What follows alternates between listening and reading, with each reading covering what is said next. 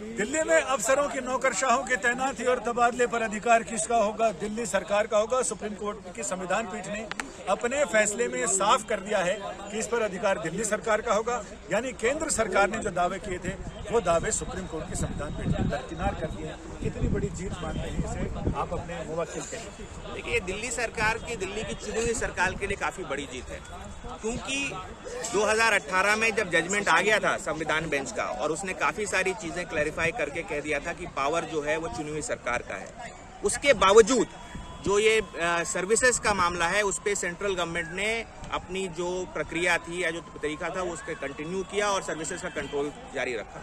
उस पॉइंट को लेके फिर मैटर दूसरी बार संवैधानिक बेंच पे आया और इस बार दूसरी बार क्लियरिफाई करते हुए सर्विसेज के इशू पे उन्होंने पहला तो अपना जो पहला संवैधानिक बेंच का जजमेंट था उसको रिटरेट किया, उसको बोला वो बिल्कुल सही है, उसमें कोई गलती नहीं है, नंबर 1। नंबर 2, उन्होंने कहा कि सर्विसेज ये अनइमेजिनेबल है एक किसी भी डेमोक्रेसी में कि एक चुनी हुई सरकार जिसका काम है अपने लोगों के लिए काम कराना अपने एजेंडे के हिसाब से, वो कंट्रोल ही नहीं कर सकती है वो लोगों को जिनके थ्रू उनको काम कराना है।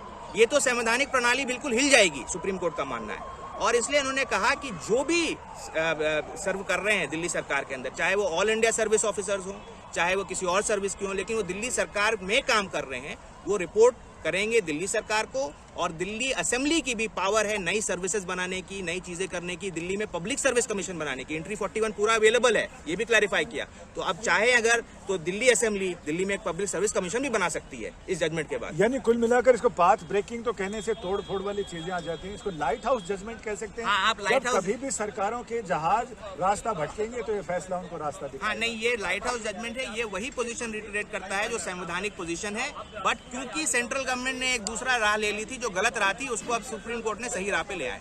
तो कोर्ट ने क्या, संविधान पीठ ने नजरिया बदला है, चश्मे का नंबर बदला है, क्या कहें? देखिए, ये मैं नहीं कह रहा, सुप्रीम कोर्ट ने जो संवैधानिक दृष्टिकोण है उसको दिखा दिया है सारी पार्टीज के लिए। तो ये कई अन्य जगह जहां पर केंद्र शासित प्रदेश है लेकिन वहां विधानसभा है, यानी पूर्ण नहीं है लेकिन वहां उपराज्यपाल बैठते हैं, कई जगह वहां कन्फ्लिक्शन है, पुदुचेरी में भी वहां पर ऐसा ही। तो हर जगह ये फैसला, हाँ बिल्कुल, ये फैसला, देखिए दिल्ली एक लौता ऐसा केंद्र शासित प्रदेश है जहाँ पे संविधान खुद एक असेंबली एस्टेब्लिश करता है।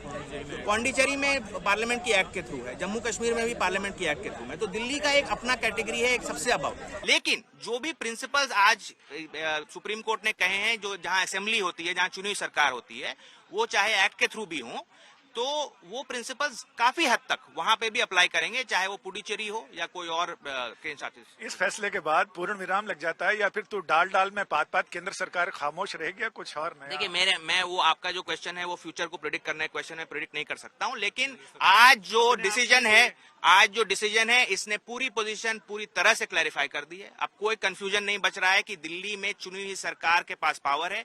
एलजी एक फिगर हेड है, उन्हें दिल्ली सरकार की बात माननी है, दिल्ली असेंबली का पावर जो है उनको रिस्पेक्ट करना है, और मैक्सिमम अगर कोई ओकेजनल केस में उन्हें कोई जेन्युइन डिफरेंस ऑफ ओपिनियन है तो वो राष्ट्रपति को उसको रेफर कर सकते हैं। अदरवाइज एलजी का इंडिपेंडेंट पावर कुछ नहीं है। ये सुप्रीम कोर्ट ने आज दूसरी बार, दूसरी संवैधानिक पीठ ने 2018 के बाद ये फिर से रिटरेट करके क्लैरिफाई कर दिया है।